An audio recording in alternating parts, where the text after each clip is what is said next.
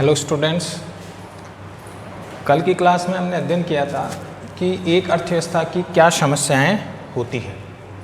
तो उसमें हमने पहली समस्या पढ़ी थी कि चाहे अर्थव्यवस्था किसी भी प्रकार की हो, पूंजीवादी हो, समाजवादी हो या मिश्रित अर्थव्यवस्था हो, प्रत्येक अर्थव्यवस्था को इन समस्याओं का सामना करना पड़ता है। तो ये पहली समस्या जो हमने पढ़ी थी कि क्या उत्पादन किया जाए, क्या उत्पादन किया जाए, और इससे साथ जुड़ी हुई जो समस्या है कि कितना उत्पादन किया जाए, यानी क्या व कितना उत्पादन किया जाए। तो इस समस्या का समाधान हमने जो पढ़ा था कि इस समस्या के समाधान में जो है एक अर्थव्यवस्था को एक निर्णय लेना पड़ता है कि कौन सी वस्तु का उत्पादन किया जाए। तो उसमें हमने पढ़ा था कि एक अर्थव्यवस्था के सामने अर्थव्यवस्था बंदूक भी बना सकती है और चावल भी बना सकती है। चूँकि अर्थव्यवस्था के पास संसाधन सीमित होते हैं, इसलिए वो सभी का एक साथ उत्पादन नहीं कर सकती, तो उसे निर्णय लेना पड़ता है। और इसमें हमने पढ़ा था कि अर्थव्यवस्था इस समस्या का समाधान कैसे करती है कि उसे बंदूकें ज़्यादा बनानी है या चावल बनाना है। ठीक है, तो उसका हमने पढ़ा था कि उत्पादन संभावना वक्र, जिसे PPC कहते हैं, यानी प्रोडक्शन पॉसिबिलिटी कर्व, उसमें ये निर्णय लिया जाता है कि अर्थव्यवस्था को A पे उत्पादन करना है, B पे करना है, C पे करना है, D पे करना है या E पे करना है। ठीक है, अगर अर्थव्यवस्था A संयोग को चुनती है तो इसका मतलब सभी बंदूकें बनेगी, और अगर E संयोग को चुनती है तो इसका मतलब सभी चावल का उत्पादन होगा, चावल की अधिकांश इकाइयाँ उत्पादित होगी। अगर अर्थव्यवस्था C संयोग को चुनती है, इसका मतलब चावल और बंदूकों की जो मात्रा है वो बराबर होगी। ठीक है, अगर B को चुनती है तो इसका मतलब बंदूकों की संख्या ज़्यादा होगी बजाय चावल के, और अगर D को चुनती है तो इसका मतलब हो गया कि अर्थव्यवस्था जो है वो चावल का अधिक उत्पादन करती है, बंदूकों का कम करती है। ठीक है, तो उत्पादन संभावना वक्र की सहायता से अर्थव्यवस्था इस समस्या का समाधान करती है। अब अर्थव्यवस्था में निर्णय कैसे लिया जाएगा, इसका भी हमने अध्ययन किया था कि पूंजीवादी अर्थव्यवस्था चूंकि अधिकतम लाभ के लिए प्राप्त जो है उद्देश्य से कार्य करती है, तो पूंजीवादी अर्थव्यवस्था उसी वस्तु का उत्पादन करेगी जिससे उसको अधिकतम लाभ होता है। अर्थात यदि पूंजीवादी अर्थव्यवस्था को बंदूकें बनाने से अधिक लाभ हो रहा है, यानी फर्में निजी होती, प्राइवेट होती और अधिकतम लाभ के लिए काम करेगी, तो अगर बंदूकों से अधिक फायदा होता है तो वो बंदूकों का अधिक उत्पादन करेगी बजाय चावल में, क्योंकि अधिकतम लाभ उसे बंदूकें बनाने से होता है, तो वो ज़्यादा बंदूकें बनाएगी या बंदूकें की संख्या अधिक होगी।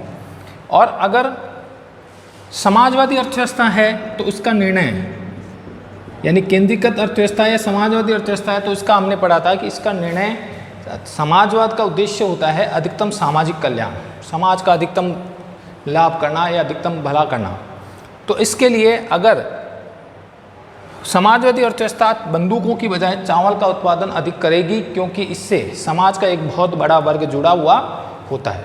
समाज को बंदूकों की आवश्यकता नहीं है, बजाय पेट भरने के लिए चावल चाहिए, इसलिए वो सामाजिक कल्याण को ध्यान में रख करके उत्पादन करेगी, इसलिए वह बंदूकों की बजाय चावल का उत्पादन करेगी। और तीसरा हमने पढ़ा था मिश्रित अर्थव्यवस्था, और इसका हमने अध्ययन किया था कि जो निजी फर्में हैं वो अधिकतम लाभ के लिए बंदूकों का उत्पादन अधिक करेगी, क्योंकि उससे अधिकतम लाभ मिलेगा।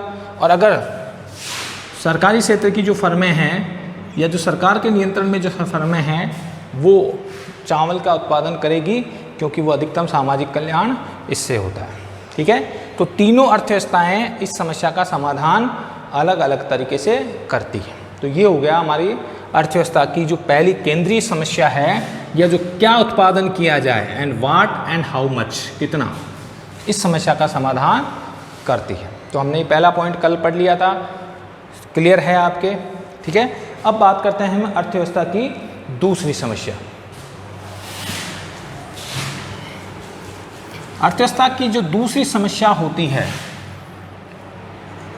वो होती है उत्पादन कैसे किया जाए, उत्पादन कैसे किया जाए।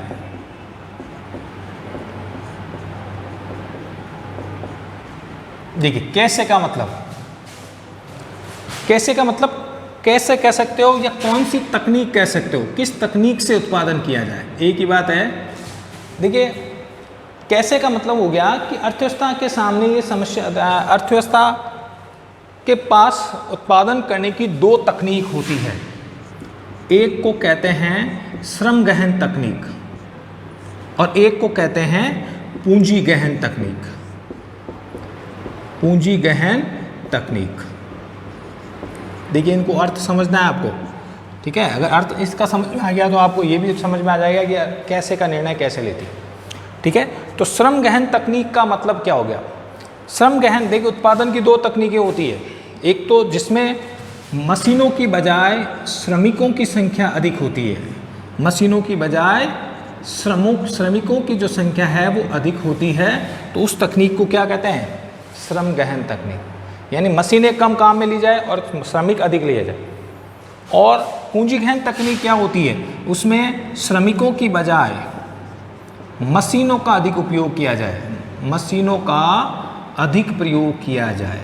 एक एग्जाम्पल से समझते हैं हम इसको कि जैसे खेती है, खेती करने में अगर एक फसल की कटाई में 10 मजदूर लगे हुए हैं और 10 मजदूर की बजाय अगर एक मशीन है, जो थ्रेशर मशीन है या जो भी है, उस मशीन से अगर फसल को काटा जाए तो मात्र 1 दिन लगेगा और एक श्रमिक जो मशीन को चलाने वाला होगा, यानी 9 श्रमिक की आवश्यकता नहीं होगी।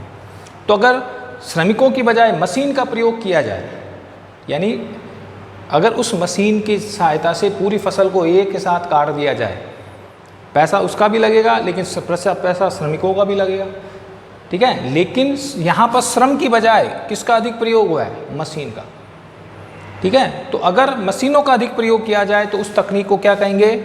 पूंजी गहन, क्योंकि पूंजी यानी मशीन है, पूंजी मशीनें खरीदने में लगाई जाती। तो अगर श्रमिकों की बजाय मशीनों का अधिक प्रयोग किया जाए तो वो तकनीक कौन सी कहलाएगी? पूंजी गहन तकनीक। और अगर किसान चाहे तो 10 श्रमिकों को लगाए, मशीन का प्रयोग नहीं करे बल्कि 10 श्रमिकों को, तो इससे 10 श्रमिकों को रोजगार मिलेगा। तो अगर मशीनों की बजाय श्रम का अधिक प्रयोग किया जाए तो इस तकनीक को क्या कहेंगे? श्रम गहन तकनीक। क्लियर है?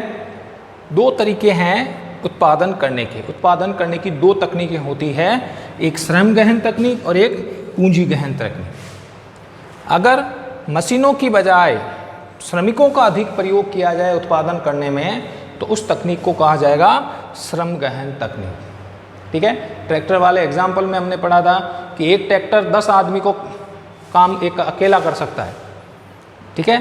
तो अगर किसान श्रमिकों की बजाय उस मशीन को प्रयोग कर रहा है, ठीक है, यानी 9 श्रमिकों की आवश्यकता नहीं है, एक श्रमिक काफ़ी है जो ट्रैक्टर को चलाएगा, तो वो तकनीक कौन सी होगी? पूंजी गहन। और अगर किसान ने निर्णय लिया कि भाई नहीं, मशीनें नहीं चाहिए, यानी ट्रैक्टर नहीं चाहिए बल्कि सारे मजदूरों को लगाया जाए, 10 मजदूरों को रोजगार दिया जाए, तो ये तकनीक कौन सी होगी? श्रम गहन तकनीक। क्लियर है भाई? तो दो तकनीकों से उत्पादन किया जा सकता है। जैसे कपड़ा हाथ से बनाया जाए या मशीनों से बनाया जाए। अगर एक मशीन 50 श्रमिकों का काम कर सकती है, यानी 50 श्रमिक जितना उत्पादन कर सकते हैं उतना एक मशीन कर रही है, तो अगर मशीन खरीदी जाए तो ये तकनीक कौन सी होगी? पूंजी गहन। और मशीनों का नहीं बल्कि 50 श्रमिकों को रोजगार दिया जाए तो ये तकनीक कौन सी होगी? श्रम गहन। तो इस तरह उत्पादन की दो तकनीक होती है। अब अर्थव्यवस्था को निर्णय लेना पड़ता है कि वो किस तकनीक से उत्पादन करे, यानी कैसे का मतलब कौन सी तकनीक का प्रयोग करे। अब हम बात करते हैं कि इस समस्या का समाधान करने के लिए अर्थव्यवस्था इसका भी निर्णय जो है वो उत्पादन संभावना वक्र से लेती है, ठीक है। अब कैसे लेगी? इसमें भी अगर उत्पादन संभावना वक्र जो है पीपीसी जो कर्व है वो बनाया जाता है, सेम उसी प्रकार का है। अगर ए संयोग, यहाँ पर हमने ओ एक्स पर लिया पूंजी और ओ वाई पे लिया श्रम, ठीक है।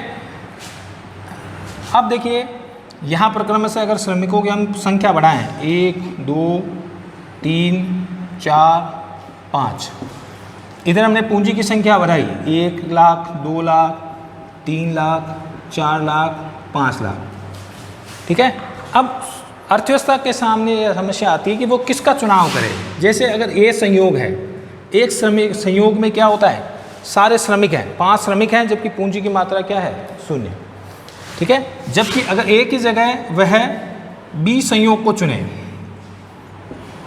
या फिर सी संयोग को चुने, ठीक है, या डी संयोग को चुने या फिर ई संयोग को चुने।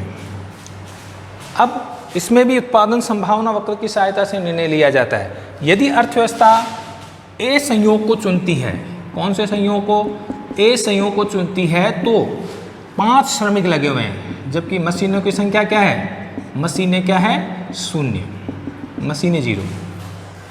दूसरे, अगर अर्थव्यवस्था ई संयोग को चुनती है तो ई संयोग में पूंजी कितनी है, 5 करोड़, 5 करोड़ या 5 लाख कह सकते हो, जबकि श्रमिकों की संख्या क्या है, 0। तो ए संयोग को चुनती है तो सारी मशीनें हैं, श्रम की प्रयोग बिल्कुल नहीं हो रहा है, और ई संयोग को चुनती है तो सारी पूंजी है, इसमें श्रम का किसी प्रकार का जो है उपयोग नहीं हो रहा है। और अगर अर्थव्यवस्था बी संयोग, बी या डी संयोग को चुनती है, बी और डी, तो बी में क्या है, किसकी संख्या ज़्यादा है, बी में 4 इकाइयाँ किसकी है, श्रम की, जबकि 2 इकाइयाँ किसकी है, पूंजी की, ठीक है। यानी श्रम की संख्या ज़्यादा है, पूंजी की संख्या कम है, इस ये भी संयोग भी चुन सकती है।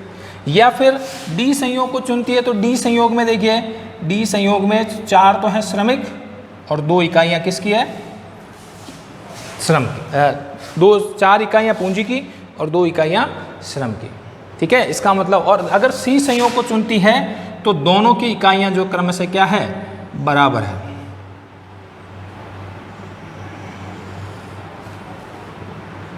यानी अगर सी संयोग को चुनती है तो 3 इकाइयाँ श्रम की और 3 इकाइयाँ ही पूंजी की प्रयोग कर सकती है, यानी दोनों की समान मात्रा रख सकती है। तो इस तरह अर्थव्यवस्था को निर्णय लेना पड़ता है कि वो श्रम गहन तकनीक से उत्पादन करे या पूंजी गहन से। यदि श्रम गहन यानी श्रमिकों की संख्या ज़्यादा रखे, जैसे हमने पहले बी संयोग में श्रम की संख्या 4 थी जबकि पूंजी की संख्या 2 ही थी, या ए या बी, ए संयोग को रखे तो सारे श्रमिक हैं, पूंजी की संख्या 0 है, 0 है या बहुत कम है, तो हम इसको कहेंगे श्रम गहन तकनीक। तो ए और बी श्रम गहन तकनीक के उदाहरण हैं, जबकि सी, डी और ई जो संयोग है वो किसके उदाहरण है, पूंजी गहन तकनीक के, ठीक है। तो हम ये कह सकते हैं ये जो वक्र है ये कहलाएगा उत्पादन संभावना वक्र, और इसमें भी पीपीसी जो कर्व है उसकी सहायता से अर्थव्यवस्था निर्णय लेती है कि कौन सी तकनीक से उत्पादन किया जाए, श्रम गहन तकनीक से किया जाए या पूंजी गहन तकनीक से किया जाए। अब बात करते हैं इसके समाधान की। समाधान तीनों अर्थव्यवस्थाएं अलग अलग तरीके से करती है। चूँकि हमने पढ़ा है कि पूंजीवादी अर्थव्यवस्था का उद्देश्य क्या होता है, अधिकतम लाभ प्राप्त करना, और अधिकतम लाभ, अगर पूंजीवादी तकनीक को ये निर्णय लेना है कि कैसे कौन सी तकनीक से उत्पादन करें, तो वो भी अधिकतम लाभ के लिए प्राप्त जो है कार्य करेगी। तो अगर पूंजीवादी अर्थव्यवस्था में फर्मों को लगे कि जिस तकनीक से उन्हें अधिक फायदा होता है, श्रम गहन से अधिक फायदा हो रहा है या पूंजी गहन से अधिक हो रहा है, तो जिस तकनीक से उन्हें अधिकतम लाभ हो रहा है, अधिकतम लाभ कब होगा, जब उनकी लागतें कम आएगी, फर्म की लागत कम आ रही है, फर्म का खर्चा कम आ रहा है, तो वो उसी तकनीक का प्रयोग करेगी। उनसे मतलब नहीं है कि श्रमिकों को रोजगार मिल रहा है या नहीं मिल रहा है, उनसे कोई मतलब नहीं है उनको। उनसे तो अगर मशीनें कम लागत से उत्पादन कर रही है, मशीनों के उत्पादन से खर्चा कम आ रहा है उनका, तो वो मशीन का प्रयोग अधिक करेगी, यानी पूंजी गहन तकनीक का प्रयोग करेगी, ठीक है। तो अधिकांश देखते हैं पूंजीवादी जो फर्में हैं वो ऐसी मशीनों का प्रयोग करती हैं जिससे उनका लागतें कम आ रही है, इसका मतलब लागतें कम आएगी तो उनका फायदा यानी लाभ अधिक होगा।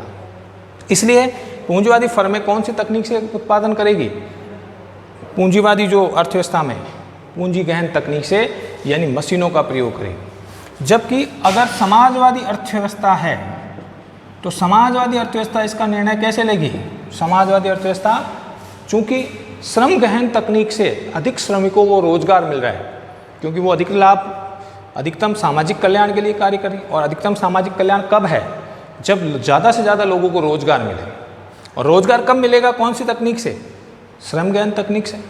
इसीलिए समाजवादी अर्थव्यवस्था में कौन सी तकनीक से उत्पादन किया जाएगा? श्रम गहन तकनीक से। क्यों? क्योंकि मशीनें, एक मशीन अगर उपयोग हो रही है तो 9 श्रमिक बेरोजगार हो रहे हैं।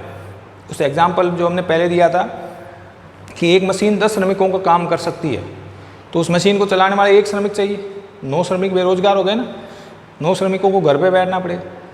जबकि अगर समाजवादी अर्थव्यवस्था है तो उसका उद्देश्य अधिकतम समाज का कल्याण है, और समाज का कल्याण कब होगा? जब ज़्यादा से ज़्यादा लोगों को रोजगार मिले। इसलिए वो कौन सी तकनीक से उत्पादन करेगी? श्रम गहन से, क्योंकि इससे 10 श्रमिकों को रोजगार मिल रहा है। वो मशीनों का प्रयोग नहीं करेगी या बहुत कम करेगी। ठीक है। जब तीसरी जो अगर मिश्रित अर्थव्यवस्था है, तो मिश्रित अर्थव्यवस्था में जो फर्में निजी क्षेत्र में कार्य कर रही है वो कौन सी तकनीक से उत्पादन करेगी? वो पूंजी गहन तकनीक से उत्पादन करेगी। और जो सरकारी फर्में हैं, सार्वजनिक फर्में हैं या सरकारी क्षेत्र में कार्य कर रही है, वो कौन सी तकनीक से उत्पादन करेगी? वो श्रम गहन तकनीक से उत्पादन करेगी। क्लियर है भाई सेकंड पॉइंट? तो इसका मतलब हो गया कि अर्थव्यवस्था, प्रत्येक अर्थव्यवस्था के सामने दूसरी समस्या या दूसरा अर्थव्यवस्था का जो कार्य है वो होता है कि उत्पादन कौन सी तकनीक से किया जाए, यानी उत्पादन कैसे किया जाए। कैसे? उत्पादन की 2 तकनीकें होती है, श्रम गहन और पूंजी गहन। श्रम गहन में श्रमिकों की संख्या अधिक होती है, मशीनों की संख्या कम होती है, जबकि पूंजी गहन में पूंजी की संख्या यानी मशीनों की अधिक होती है, श्रम की अधिक कम होती है। तो इसका निर्णय भी अर्थव्यवस्था जो है उत्पादन संभावना वक्र से लेती है। इसमें हमने पढ़ा है कि अगर पूंजी का प्रयोग और श्रम का प्रयोग, OX पर हमने क्या लिया था? OX पर हमने लिया था पूंजी गहन, और OY पे क्या लिया था? श्रम गहन। ठीक है।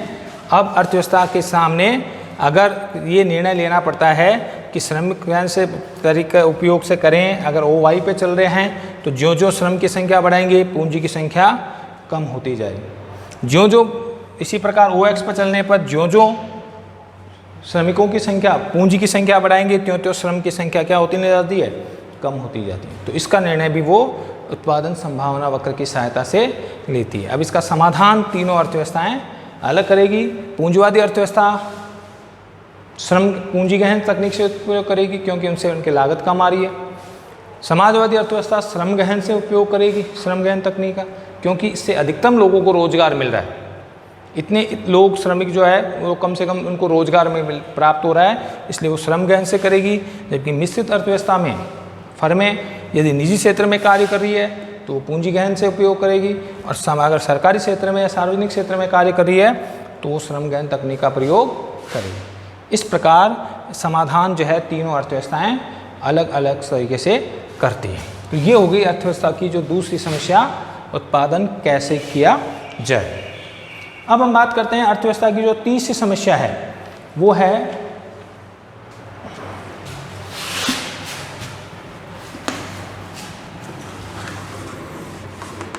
उत्पादन किसके लिए किया जाए। अर्थव्यवस्था की जो तीसरी समस्या है वो है उत्पादन किसके लिए किया जाए।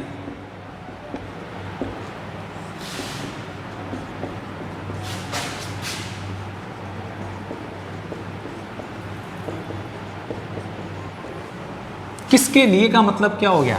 देखिए, एक अर्थव्यवस्था में श्रम जो है हम कह सकते हैं धनिक वर्ग भी होता है और गरीब वर्ग भी होता है। ठीक है। धनिक वर्ग जो है, जो पैसे वाले जो वर्ग हैं, और निम्न वर्ग या निर्धन वर्ग जो है, दोनों प्रकार के वर्ग होते हैं, और मध्यम वर्ग भी होता है। तो धनिक वर्ग अधिकांशतः उनके पास पैसा होता है, इसलिए वो अधिकांशतः कौन सी प्रकार की वस्तु का प्रयोग करेंगे? विलासिता की वस्तु का। विलासिता का मतलब जो जिससे आरामदायक जो होती है विलासिता, यानी जैसे हम कह सकते हैं कार, AC, कूलर। ठीक है। तो ये विलासिता की वस्तुएं हैं। और अगर निर्धन वर्ग है तो निर्धन वर्ग जो वस्तुएं काम मिलेगा वो जीवन रक्षक वस्तुएं कहलाएगी। जीवन रक्षक वस्तुएं जैसे गेहूं है, चावल है, दूध है, तो इनको जीवन रक्षक वस्तु कह सकते हैं। ठीक है। तो धनिक वर्ग का अधिकांशतः किसका कारों की मांग कौन करेगा? धनिक वर्ग करेगा। एयर कंडीशनर की मांग कौन करेगा? धनिक वर्ग करेगा। आम आदमी के पास तो बेचारे के साधन नहीं है, इसलिए वो कारों का या जो है एयर कंडीशन की मांग नहीं कर सकता। दूसरा, निर्धन वर्ग। निर्धन वर्ग को ज़रूरत होती है अपने जीवन को बचाने के लिए, इसलिए वो गेहूँ, गुड़, चीनी, चावल, जो आम जीवन की जो वस्तु है जिससे उसका पेट भर सकता है, उसके जो ज़रूरी चीज़ें हैं, तो वो उसका वस्तु की मांग अधिक करेगी। तो अर्थव्यवस्था के सामने ये समस्या आती है कि वो धनिक वर्ग के लिए उत्पादन करे या निर्धन वर्ग के लिए। अगर वो धनिक वर्ग के लिए उत्पादन करे तो किसकी संख्या बढ़ाएगी? कौन सी वस्तुएं बढ़ाएगी? कार, एसी, बंगला, या फिर हम कह सकते हैं आलीशान जो वस्तुएं हैं, कीमती जेवरात है, ठीक है। और अगर वो निर्धन वर्ग के लिए उत्पादन कर रही है, निर्धन वर्ग को ध्यान में कर रही है, तो वो क्या बनाएगी? गेहूँ, गुड़, चीनी, चावल, शक्कर, जो आम जीवन की जो चीज़ें हैं उसका उत्पादन अधिक करती है। तो अर्थव्यवस्था की तीसरी समस्या जो आती है वो आती है उत्पादन किसके लिए किया जाए। किसके लिए मतलब? किसके लिए मतलब धनिक वर्ग के लिए उत्पादन करना है या निम्न वर्ग या निर्धन वर्ग के लिए करना है या फिर मध्यम वर्ग के लिए करना है। एक और वर्ग अगर हम देखें तो मध्यम वर्ग भी होता है। मध्यम वर्ग जो है वो आरामदायक वस्तुओं का प्रयोग कर सकता है। आगे हम वस्तुओं के टाइप पढ़ेंगे। आरामदायक मतलब जिससे उनको आराम मिलता है, जैसे कार है, मोटरसाइकिल है, पंखा है, तो ये इनको आरामदायक वस्तुओं की श्रेणी में रख सकते हैं। न जीवन रक्षक और न विलासिता, बल्कि आरामदायक वस्तु में इनकी कैटेगरी आती है। जैसे एक मोटरसाइकिल है तो मोटरसाइकिल पैदल भी जा सकते हैं, लेकिन मोटरसाइकिल से आपको आराम मिलेगा, ठीक है। तो किस वर्ग के लिए उत्पादन करें, ये अर्थव्यवस्था की तीसरी समस्या आती है। अब इसका समाधान भी जो है वो अर्थव्यवस्था किस प्रकार करेगी, इसके लिए भी वो उत्पादन संभावना वक्र की सहायता से ये निर्णय लेती है।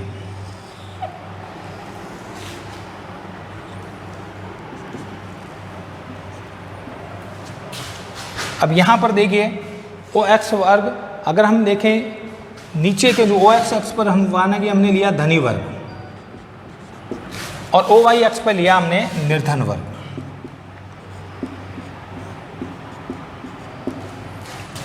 ये हो गया आपका उत्पादन संभावना वक्र,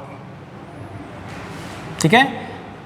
यदि A संयोग को चुनती है तो इसका मतलब सभी वस्तुएं धनिक वर्ग के लिए बनाती है, यानी कार, एसी, कूलर, ये A धनिक वर्ग के लिए वस्तुओं का उत्पादन अधिक हो रहा है। अगर वो B संयोग को चुनती है तो इसका मतलब यहाँ पर हमने लिया 1, 2, 3, 4, 5 और 6। यहाँ पर हमने ले लिया 1, 2, 3, 4, 5 और 6।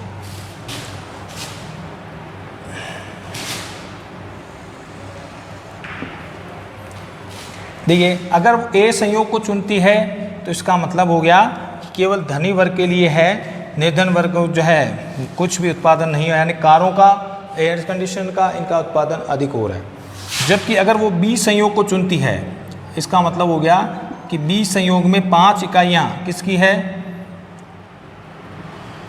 निर्धन वर्ग के जो है लिए अधिक उत्पादन हो रहा है, जबकि 4 इकाइयाँ जो है वो किसके लिए उत्पादित हो रही है, धनी वर्ग के लिए।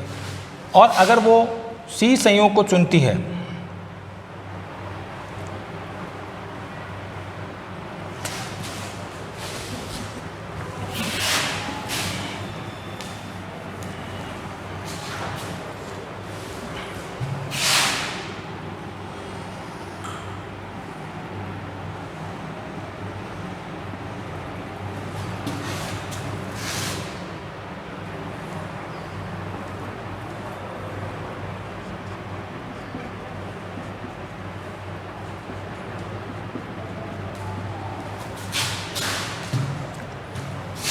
यहाँ पर B संयोग, A संयोग पर केवल धनी वर्ग के लिए B संयोग का अगर वो प्रयोग कर रही है तो इसका मतलब 5 इकाइयाँ इसकी और 3 इकाइयाँ इसकी, ठीक है। और अगर वो C संयोग को चुनती है यानी बीचों बीच के, तो इसका मतलब हो गया 3 इकाइयाँ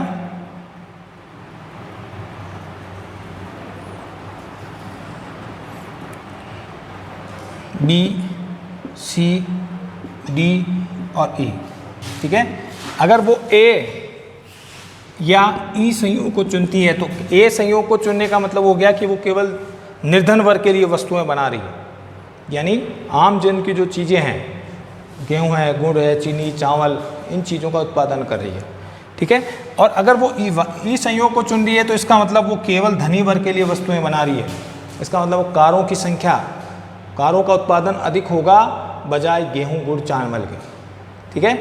अगर वो सी संयोग को चुनती है, यानी निर्धन और धनी वर्ग दोनों के लिए समान मात्रा में, यानी कुछ इकाइयाँ धनी वर्ग को ध्यान में रखकर और कुछ निर्धन वर्ग को ध्यान में रख के समान मात्रा में उत्पादन उसका होता है, ठीक है, तो इसका निर्णय भी वो ले सकती है, ठीक है।